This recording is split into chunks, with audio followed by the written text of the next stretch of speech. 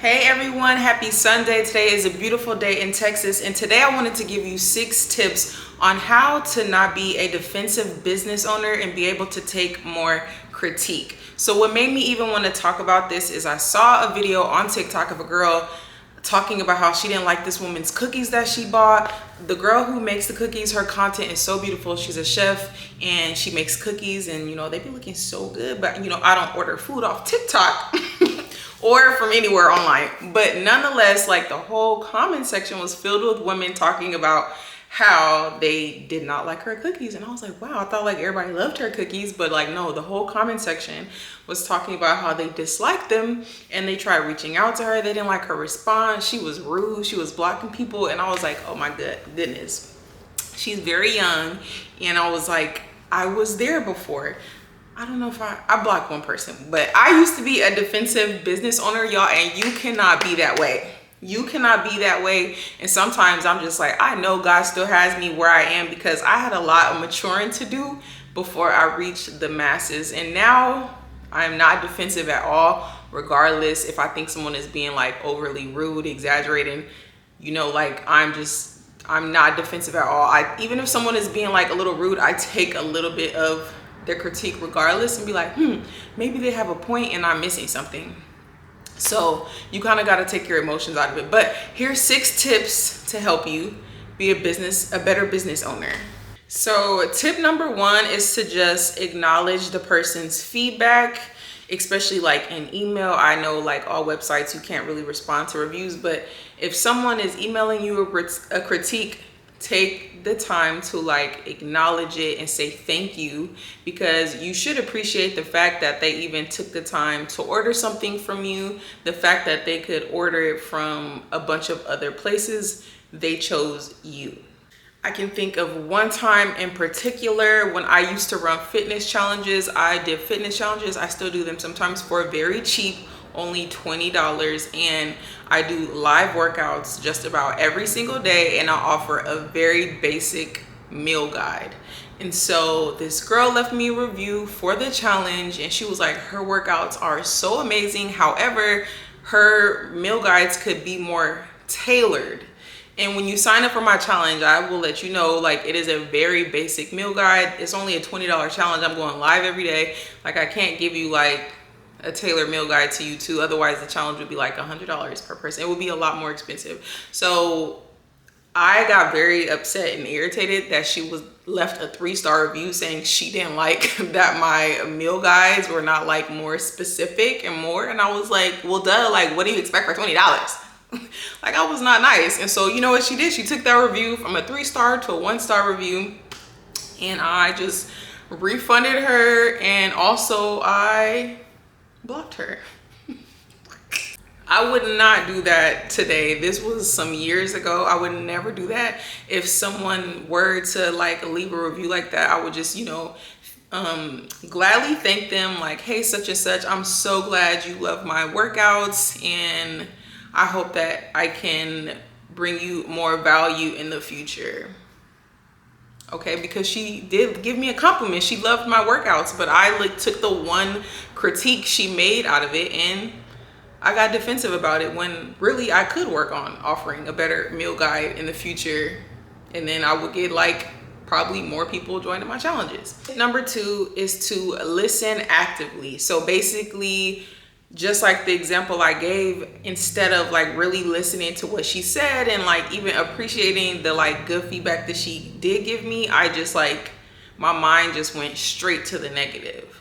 All right, so just be an active listener, because she really did like my workouts. She just wished that I offered, better meal plans, even though that would have to be a higher price. That's all she was saying.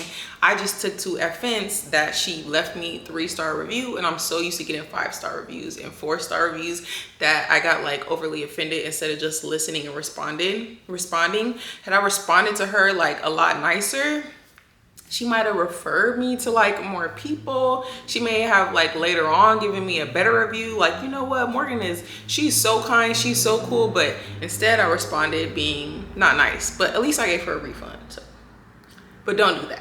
Tip number 3 is to separate professional and personal. Okay, when people critique your business, it has nothing to do with you and who you are as a person until you make it about who you are as a person. So when you respond to people being rude and nasty, then you've made it something personal, when the critique initially was just something they feel like you could have done better.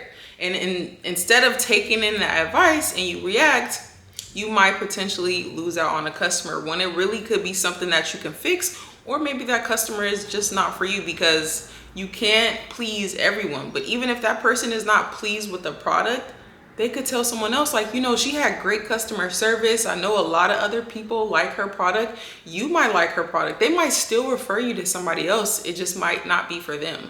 So remember, you have to keep your emotions out of it at all times. Like, I know when you build a business from scratch, it's your baby and you don't want anyone to say anything bad about it, but there's billions of people in this world. And even if your product only reaches 100,000 people, everyone is not gonna like it, no matter how amazing and how life-changing it could be for a bunch of people. So always keep your emotions out of it. You have to learn how to keep your emotions in check and be like, you know what?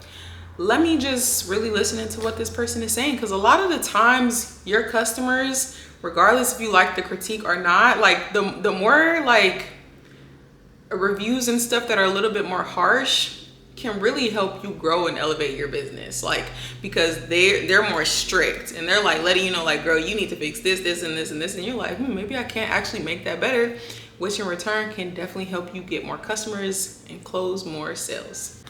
Seek constructive criticism. So encourage people to leave you reviews, regardless if they were on the fence about your product. Now, like, I really appreciate if someone leaves me like a 3-star review. Or 1-star review hurts, because I really do my best to like give people all I can. Like, I replace anything immediately. If something is wrong with someone's product, I'm like quick to replace it, and I've always been that way. But I love when people leave me more like detailed reviews, because I don't get them that much. But when I do get them, I'm like, okay, I really needed to hear that, like, because I don't have anyone like in my house or like people telling me like what I can do better. A lot of the times your fan base will like just always hype you up because they love you, and they'll give you like, they'll tell you everything you want to hear, when you really need to hear people like with opposing views and telling you like this could be better. So encourage people to leave reviews, and encourage people to leave honest reviews. And even if you like, oh, I don't want like terrible reviews on my website, encourage people to like email you and respond and be like, you know, was everything okay with your order? Tip number 5, reflect before responding. So a lot of times we are so quick to respond. We're so quick to put our defenses up and our guard up. And you can't be that way if you want to be a successful business owner.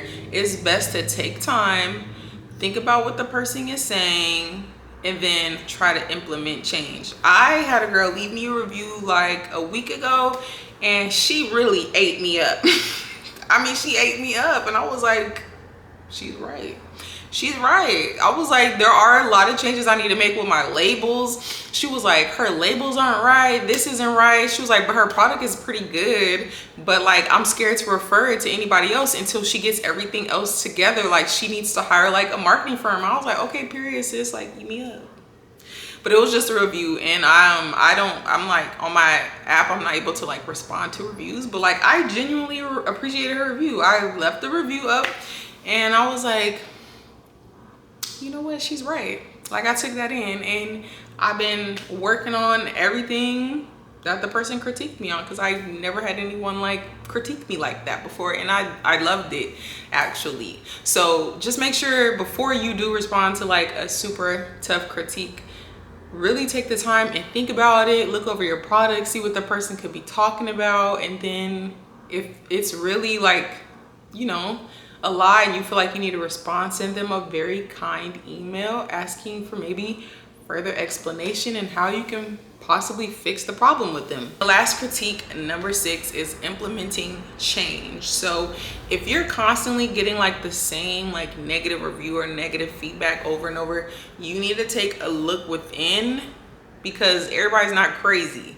So maybe take a look within and see what you can fix and change, and fix that, and let your customers know you fixed the issue that you've been having. Like if you're always having a leak with whatever your product is, or you sell cookies and they're all breaking in the mail, and literally everyone is having the same problem, you need to figure out how you can fix it so you have less of those issues. Like nothing will ever be perfect, but you want to minimize like the issues and returns and having to resend new orders as much as you can. A lot of the times today, especially with small business owners, like small business owners can definitely be like way too defensive, and then a lot of people get scared to like make comments or leave reviews because you don't want to like bash a small business when they already don't have like much. It's already like a smaller business.